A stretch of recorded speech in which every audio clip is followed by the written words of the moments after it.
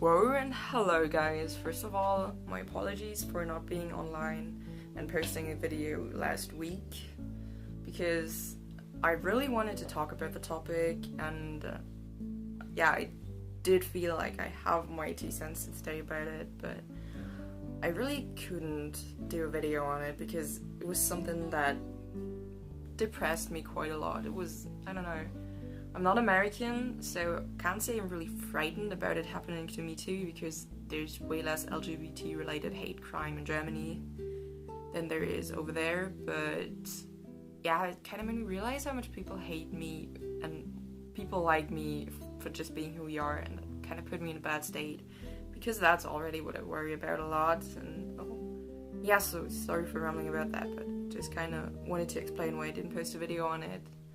And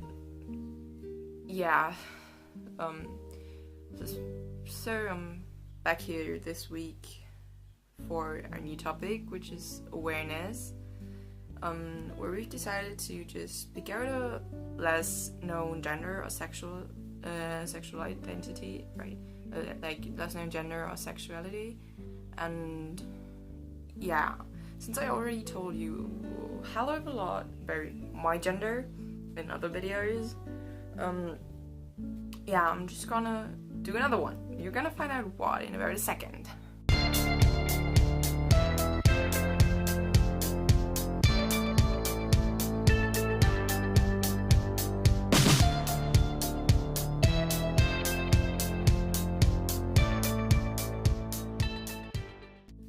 So basically, what I decided on isn't even actually a gender identity itself. It's about the suffixes fluid and flux, because I thought I was so uninformed about it before I searched it up, and I bet some of you are too, so here we go. First of all, gender fluidity is the state of your gender changing.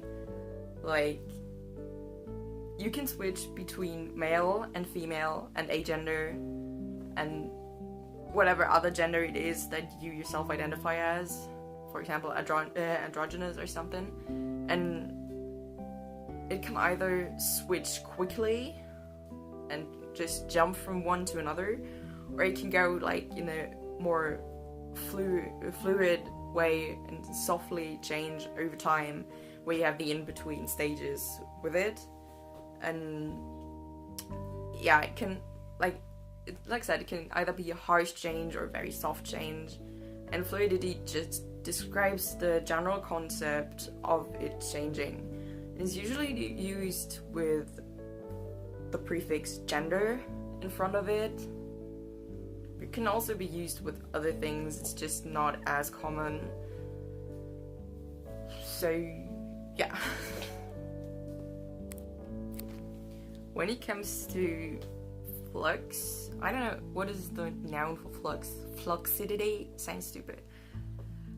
It's generally not about the gender itself, it's about the intensity of the gender, where it can switch between high-key boy and low-key boy, just like, let's call it passive and active gender, where one time you're like really intense about being that gender and you feel like a lot of it, and sometimes you just like a more toned down version of it. And you're like fluctuating more towards the gender neutral side of it. So flux is used very often with the prefix agender, like agender flux, because that's the most likely thing to fluctuate. It always fluctuates to being agender.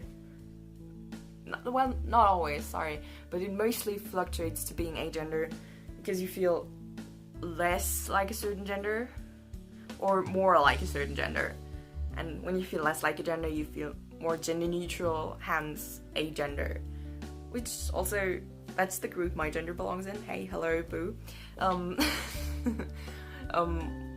Though my gender is kind of fluid flux, which is the combination of the two, where you can vary in gender and also in intensity of the gender.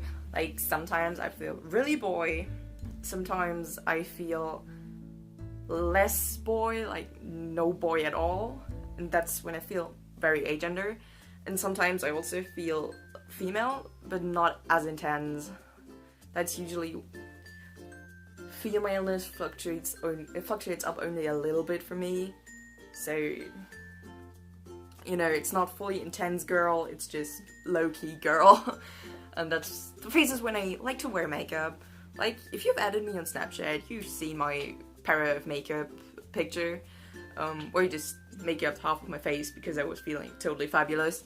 And yeah, though for me it's the thing, even if I feel halfway feminine, I still feel halfway boy. So it just fluctuates between agender and male for me, and agender and female and male. It's kind of like whenever I feel female, I also feel a tad bit more boy, so that's kind of very divided. It's a complicated thing, it's hard to explain, it's just take it like it is, basically. Yeah. And just to mention, even though I sometimes feel more female-ish, I'm still never comfortable with female pronouns, because female pronouns for me always were just the feeling of being misgendered and my identity being neglected, so... And that's it for most non-binary people too. They're usually more comfortable with the pronouns of the opposite gender they were born with rather than the gender they were given at birth. Like, I've heard it a lot that many people aren't as comfortable with their own with their birth gender pronouns than they are with the pronouns of the opposite gender they were born as, because it's not really insulting their gender identity, but it's like disregarding it. Well, when you call them their birth gender, it's not really showing them that you've acknowledged that they're not their gender itself, but more neutral. It's like it is when you use they, them pronouns, or z's or something like that. Generally, yeah, or like even the opposite pronouns, it's more like I acknowledge your state of transness and you being a non-cis person, so yeah.